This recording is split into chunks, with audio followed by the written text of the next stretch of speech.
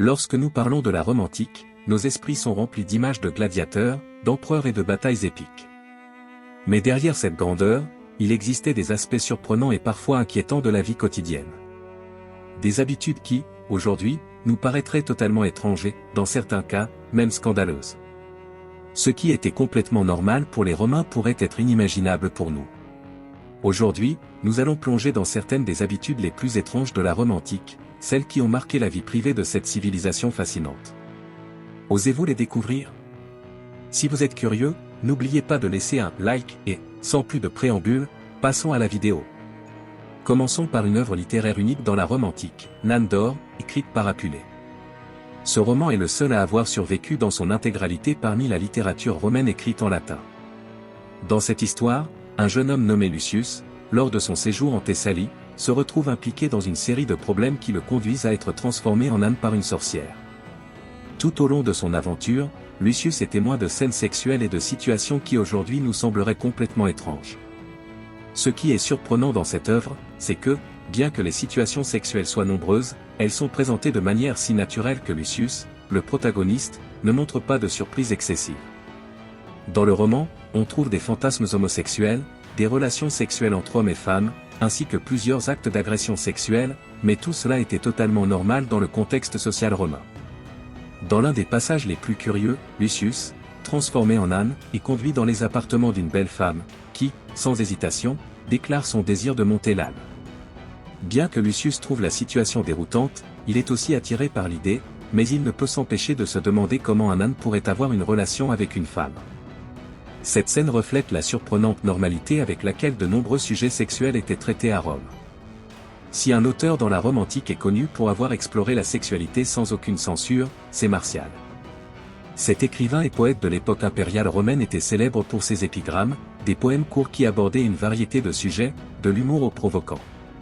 Cependant, ce qui ressort le plus de son œuvre ce sont ses écrits explicitement sexuels. Martial ne se contentait pas de décrire des relations amoureuses. Dans ses vers, il abordait des sujets comme la fixation sur les excréments, les relations sexuelles entre hommes et garçons, et même l'amour pour les fesses. Ces idées, bien sûr, ont été accueillies avec des critiques, mais paradoxalement, ses œuvres étaient incroyablement populaires parmi les Romains. La combinaison de crudité et d'humour dans sa poésie le rendait très apprécié à son époque. Dans un monde comme celui de Rome, où les tabous sexuels semblaient se dissoudre sous une couche d'acceptation culturelle, Martial en profitait pour explorer les limites de ce qui était permis. Bien que certains de ses poèmes aient été extrêmement populaires, son style a également fait face à de vives critiques à cause de sa nature explicite et parfois morbide. L'intérêt réside dans le fait que, malgré la controverse qui entourait son travail, Martial n'a jamais cessé d'être une figure appréciée dans la société romaine. Et, bien que beaucoup de ses poèmes nous paraîtraient scandaleux aujourd'hui, pour les Romains, ils représentaient une forme de comédie brute et une exploration ouverte de la sexualité. Dans la Rome antique, la prostitution était une pratique courante et acceptée, avec différents types de services allant des travailleuses du sexe de rue aux esclaves dédiés à satisfaire les hommes de l'élite. Mais il n'y avait pas que les femmes impliquées dans la prostitution. L'homosexualité, en particulier l'homosexualité masculine, était également un sujet largement traité dans la société romaine. L'écrivain Juvénal, célèbre pour son style satirique, a abordé la prostitution et l'esclavage sexuel dans ses œuvres. Dans ses satires, il décrivait comment les Romains de la haute société faisaient appel à des esclaves, y compris des jeunes garçons, pour satisfaire leurs désirs sexuels. Bien que certaines de ces pratiques aient été vues avec mépris, les Romains acceptaient les relations entre hommes, surtout lorsque le jeune homme agissait en tant que récepteur passif. Juvénal écrivait aussi sur l'homosexualité masculine, condamnant les hommes efféminés ou ceux qui ne répondaient pas aux attentes de la société romaine. Cependant, paradoxalement, les jeunes esclaves et les hommes récepteurs de ces relations sexuelles n'étaient pas considérés comme faibles ou méprisables.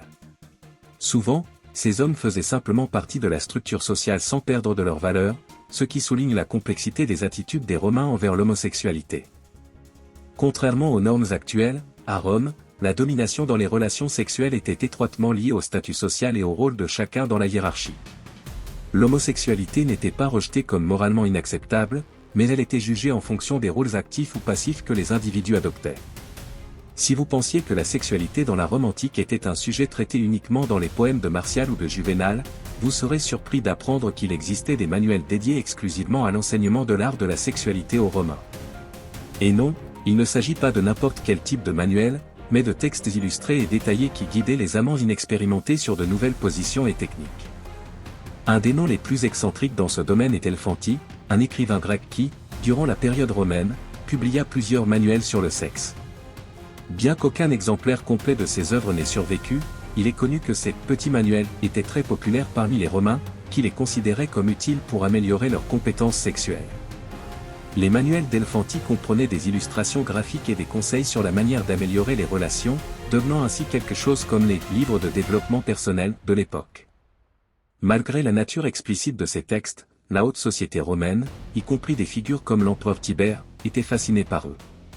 On dit que Tibère possédait une collection complète des manuels d'Elphanti, ce qui reflète combien ces œuvres étaient courantes et acceptées dans la vie quotidienne romaine.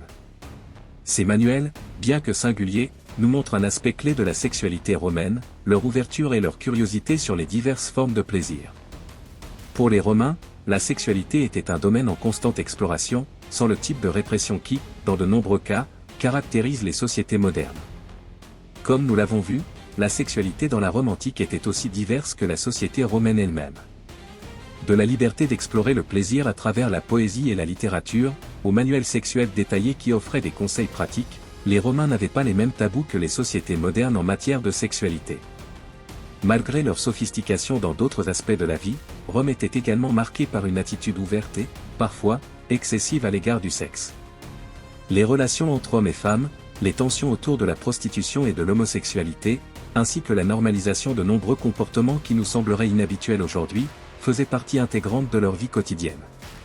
En fin de compte, ce que nous pouvons apprendre de la Rome antique, c'est que la sexualité, tout comme les coutumes et les cultures, peut être le reflet de l'ouverture et des valeurs d'une civilisation. Bien que certains de ces comportements puissent paraître scandaleux aujourd'hui, pour les Romains, ils faisaient simplement partie de leur nature et de leur mode de vie. Qu'en pensez-vous ? Croyez-vous que la Rome antique était plus ouverte ou plus permissive que notre société actuelle en matière de sexualité ? Laissez votre avis dans les commentaires et, si ce sujet vous a surpris, n'oubliez pas de vous abonner et de partager la vidéo pour continuer à découvrir plus sur l'histoire fascinante de Rome.